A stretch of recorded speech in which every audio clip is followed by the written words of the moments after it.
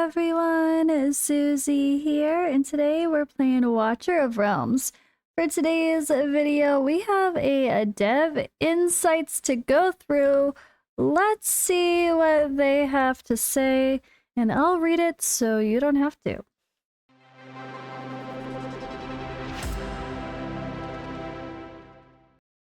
Alrighty, so I already posted a little video on the in-game update. If you guys didn't notice, go check that one out. We can do a little live reaction, see my first thoughts there. And yeah, it looks pretty cool. I'm definitely excited for that content. But does this reveal anything? Are we going to get any teasers here? Let's find out. So, a couple comments on the United Front. So the co-op is a great idea, although the current mode you released is a bit too underwhelming, especially toward the rewards. So I suggest making a codex stage being co-op, because the idea is great, but it should be a bit more competitive and have better rewards. Not sure if codex would work, but don't abandon the co-op idea. And someone else saying, I hope you improve the mode like a shop and such. They reply saying the rewards of the current United Front is a beta version. They will be adjusted when the official version comes out. Immortal Codex is indeed one of the aims of our co-op expansion. We will keep on studying and assessing the play modes to bring the best experience for everyone. A co-op version of Immortal Codex. That sounds fun for the double boss one that I really don't like to do by myself. Kidding, not kidding. That one needs two people to fight two bosses, right? Right? It makes more sense. It looks like it should be co-op anyway. Alright, so this is really good to hear. Massive, massive update. Can you add a mechanism for converting skill dust? Example, 100 rare to 10 epic to 1 legendary. That way old players won't stay with 50,000 epic rare dust and 0 legendary. They say, please stop giving blue and purple dust. No one needs that anymore. They say, we have already included this in our planning list. Currently, we're still developing and testing the new mode of dust conversion. Dust conversion confirmed.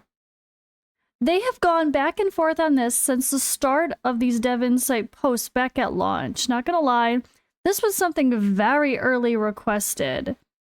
And it just was like, we don't plan to do that. We might do it. No, we're not gonna do it. No, okay, we're doing it. This has definitely gone back and forth, if I'm remembering correctly. So this is an amazing update already at the beginning of this. Really great to see dust conversion. That's a big key of if everything else sucks, at least we know that. That's huge. Everyone complains about either not having enough skill crystals or not having enough dust. And either way, more is always welcome. Or a way to deal with our ridiculous amounts of the lower currency. Alright, so this is a really interesting question and clarification for Gear Raid 2 stages 22 through 24. Why do golems... Or why can the golems hurl stones and target Eileen, even if she is invisible with her artifact? There's no description on these golems that say they can see invisible heroes. Don't just fix the description of these. Please allow Eileen to hide. So they clarify here, invisible Eileen will not become the primary target. However, the rocks thrown by the golems are capable of dealing AoE damage. AoE damage will affect and damage invisible Eileen. This works the other way around, as AoE attacks from heroes can also damage invisible monsters. Players may adjust their defense strategy on this mechanism. Yeah, AoE can always hit an invisible target or like a veiled target in other games, so that's kind of the point, right? That's and then yeah, if a monster is invisible and you have AoE, you can damage them as well. That's a good clarification if anybody was curious. This is a great change related to the United Front invitations in the global chat. It was just spamming the hell out of it. They said we've already removed the global chat invite feature from United Front. Yeah, it should only be that special invite section for the invites to go when people want to find it. They shouldn't be forced to see a million messages in the global chat because some people actually use it. I don't know why, but they do. All right, this is an interesting mega whale problem. They've spent quite a bit, 29,000 summons. I've only done like 22,000, and I look like a kraken.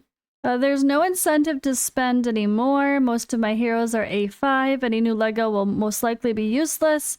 Please do something about this. There should be a decreased chance of getting the same hero if it's already A5.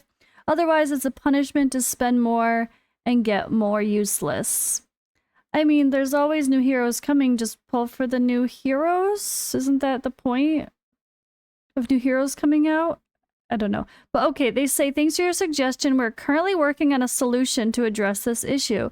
In order to compensate players who have continued to receive duplicate heroes even after obtaining A5. I mean, I want duplicate heroes after A5 because that's how we get the resource for the Awakening Shop. That is the solution. The Awakening Shop is literally the solution. As far as having something to do with them. Now, if there's some sort of pity where you're less likely to get them, of course no one's gonna complain about that. But that's what the Awakening Shop is all about. And they made it a lot better by adding shards of more 2 legendaries every rotation, every week. And they added all those demon soldiers so people can actually start more easily maxing out those demon soldiers. I think the shop got much better. Alright, so we have our first banner mention again. This is the new thing though. Obviously it does not mean they're coming the next one. A returning banner for Kagiri is already being scheduled. Stay tuned. This is a funny conspiracy theory that they are clarifying this is not true, which I believe them. This is silly. Notice that the new players, and many that even did not change their name, easily get Numera, while veteran players need thousands of crystals.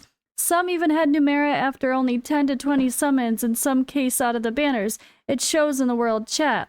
You can also see in the arena hero usage a single target challenge that Numera usage was high on gold and lower ranks, which suggests mostly accounts with low BP have her. No, it doesn't. It suggests that people that have higher BP don't need her in arena.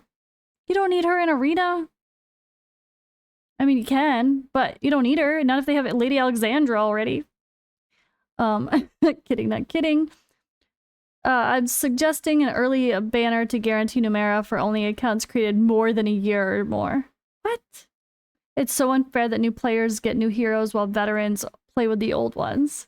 What is this person talking about? Thanks for your feedback. Our summoning rate stays the same for every player. We do not and will never tweak the summoning rates based on the BP of an account. No, that's just, you know why a whole bunch of people are getting Numera that are brand new player, whatever. It's called bots. That's what bots do. They make a million accounts and you're gonna see them having success when there's hundreds of them, thousands of them going on at the same time. Alright, let's clarify one of the former arena issues. And sorry, I just realized I was not zoomed in on my Discord this whole time. You guys just get to see all my channels, all the stuff and the things. It's fine. Anyway, sorry. I realized it's too late to change it now.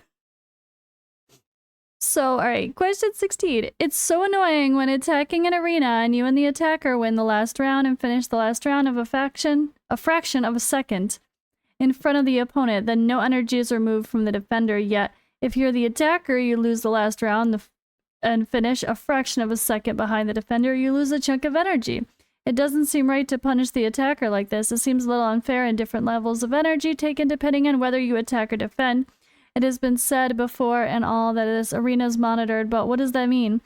You are aware and don't care, or you're aware and are working on a fix or implementing some sort of fair system, because in today's arena, those chunks of energy lost for a fraction of a second can mean the difference between loss and a victory, especially how the arena has become if you don't have certain heroes. So their reply is, thanks for your feedback. We have fixed the issue where the attacker and the defender have different HP depleting mechanisms. The HP mechanism now depletes the same for both sides. If you encounter bugs like this again in the future, please take screenshots or recorded videos and send them to our customer support. We will address the issue. I really like to hear this question 17 because I said this directly in a DM. I was very unhappy about this, and I said that this is one of my big complaints about the way their summoning has been lately. I have not been the biggest fan of a lot of their choices regarding banners, and this was one of them. Iovar and Torador. Having a non-Ancient Lord exclusive on the same banner as an Ancient Lord exclusive is another of y'all's shady money grabbing tactics. Non-Ancients should never get rated up in Ancient banners. Thanks to your suggestion, we'll reduce the frequency of up appearances for Ancient Lords. But due to the fact that some players still have strong needs to obtain these lords, we'll make sure different players are able to get the hero they want when we introduce these summoning events. But just don't put them on the same freaking thing. Like, don't put Torador and Iovar on the same goddamn banner. You made me not spend. I would have spent to hit a pity, but I didn't. Because I didn't want to risk spending to only hit a Torador pity when I already have multiple Torador copies. Okay. Alright, they said here, there's a couple of last comments of Dahlia bringing her back, and Dao Chan bringing her back, and they say the same thing. The returning banner of Dahlia has been scheduled. The returning banner of Dao Chan has been scheduled. And they also said previously, the returning banner of Kagiri is scheduled. So, AKA, they're planning to bring everybody but Gwendolyn back. Kidding, not kidding. That's all for today's video. Thank you for watching, and I will see you in the next one.